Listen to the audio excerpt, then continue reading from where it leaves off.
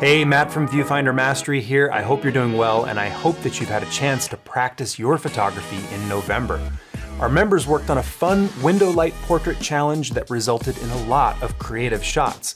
They worked on a few key strategies for leveling up one's portraiture without the need for specialized lenses or expensive lighting equipment, and their submissions led to a really interesting conversation as we reviewed their pictures. Here's a few excerpts from that conversation that Jesse and I recently had. There's 3 really nice pictures of Anne's husband. I think they're all very nice shots. I mean, like, she's showing herself to be a portrait photographer that maybe we didn't know about before. Like, everything's just got kind of desaturated look that just fits really nicely. It has this really like cinematic or movie star look to it. Good point about the nicely defined line of her face there. As I see her as a model, it would be interesting to sort of try to recreate something like that. Mona Lisa look. Yeah, strike a pose, there's nothing to it. Strike a pose.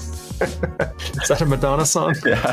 So, congratulations to our members who participated in our Window Light Portrait Challenge. We can't wait to see where December's challenge, Strike a Pose, takes you.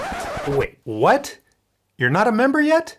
Head over to ViewfinderMastery.com and become a member to start leveling up your photography skills today. We deliver fun new, high-quality photography lessons every month, and we give you the constructive feedback and the support that you need to take your photography further.